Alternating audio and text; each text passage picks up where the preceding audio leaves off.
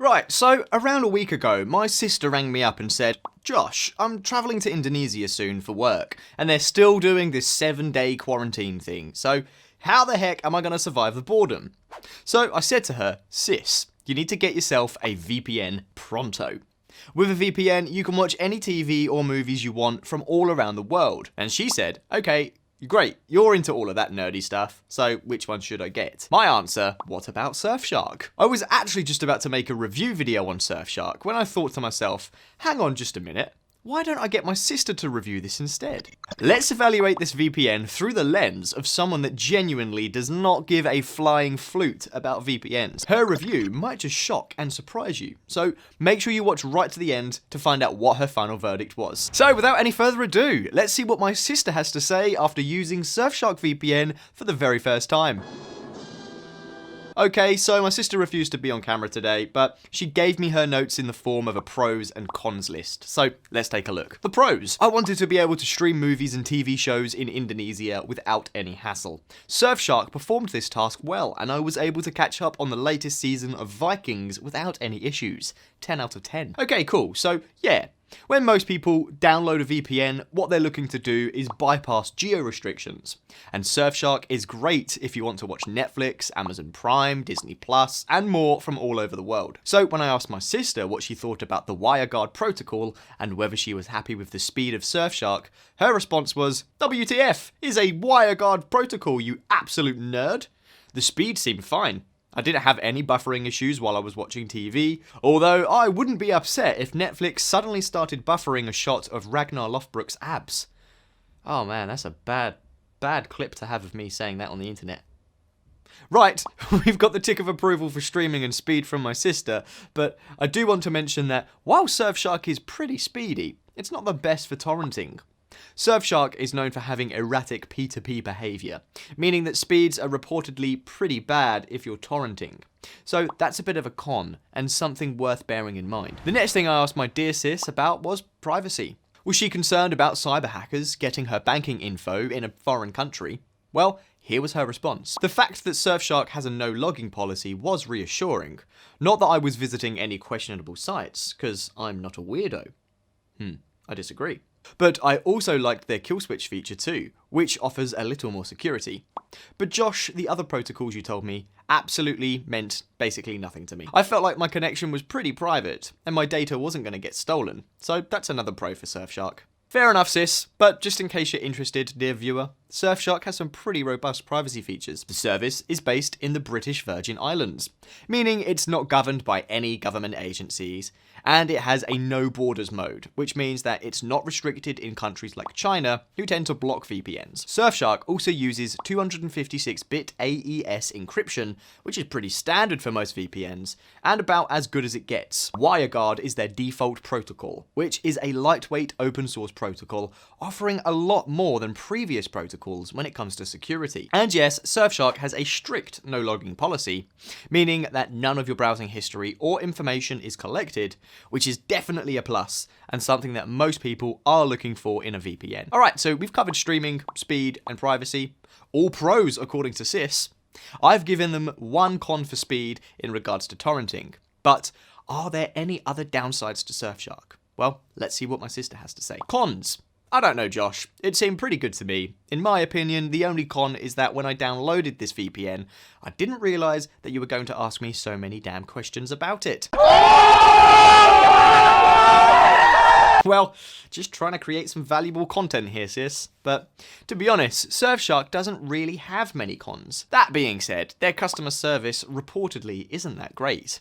They do have a lot of tutorials and FAQ content in their help section, as well as a live chat feature, which is great, but some users have reported issues getting a refund if they no longer wanted to use the service. Hopefully they'll refine their processes in that area soon. Alright, let's move on to the interface. What did my lovely sister think of Surfshark's interface? Well, let's find out. Good. I liked it. Simple and easy to navigate. Well, that was straight to the point. And she's right. Surfshark's interface is incredibly intuitive and easy to find your way around. Simply find the server you'd like to connect to and hit the button to connect. It's as easy as that. A monkey could do it. Even my sister could do it. There are other features that you can toggle on and off too, like the no borders mode, the kill switch, and clean web. You can even select which protocol you'd like to use too. Alrighty.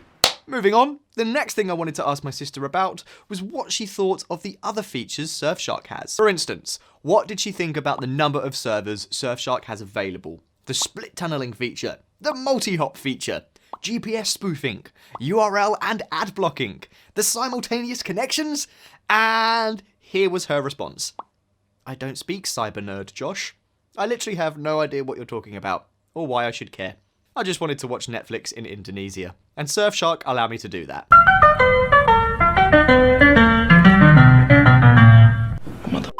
Okay, fine. Well, just in case you are interested, here's a very quick rundown of some of Surfshark's other nerd-worthy features. So, currently, Surfshark has a network of over 3,200 servers in 65 countries. It's not as many as some other VPNs out there, but it's definitely pretty decent, and doesn't disappoint given its low price point, which we'll talk about in just a moment. The split tunneling feature is great if you're into torrenting, because it allows you to separate your connections and choose which apps and websites use the VPN.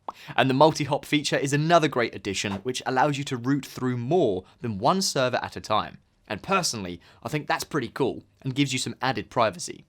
The GPS spoofing feature is yet another way to fake or hide your true location, and the ad blocking feature just gives you a nicer browsing experience. Oh, and let's not forget the simultaneous connections. While this wasn't an issue for my sister, as she was on her own, if you have a large family or multiple devices, Surfshark allows unlimited connections with just one account, which is pretty damn awesome.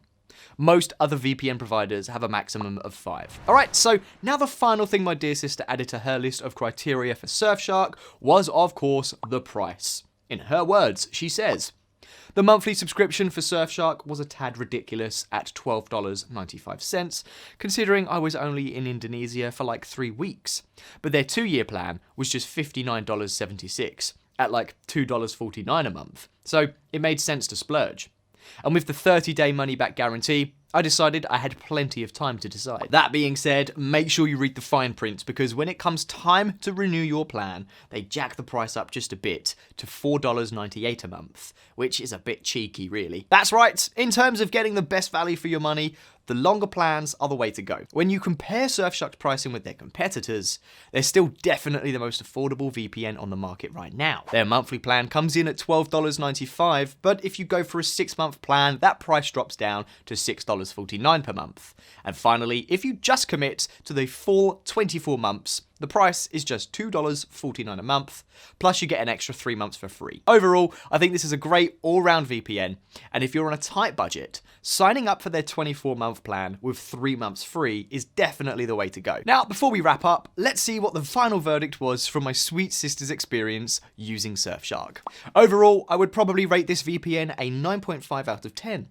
I liked that I could stream TV shows and movies from around the world pretty easily, and the speed was reasonably fast. I also liked their strict privacy policies, which made me feel a little more comfortable. The interface was super easy to navigate, which I appreciated as a non-VPN user. I only deducted half a point because of their sneaky price hike when it comes time to renew your plan. Now, in terms of Josh's YouTube skills, I'm scoring him a solid 6 out of 10. There's lots of room for improvement there. Wow. Well, that's the last time I asked my sister to help me with anything related to this channel. So, that brings us to the end of this review. What did you think? Do you agree with my sisters? And will you be downloading Surfshark? If so, be sure to use the link we've included in the description box down below. This link gives you an amazing 81% discount on Surfshark, so you'll definitely want to check that out. Plus, you've got that risk-free guarantee where you get your money back within 30 days if you're not happy. Oh, don't forget, if you've enjoyed this video, be sure to give us a big thumbs up and consider subscribing to the Cyber Lab so you don't miss the next time a family member decides to roast me for absolutely no reason at all. The next video is about the best VPNs available out there, so don't miss it.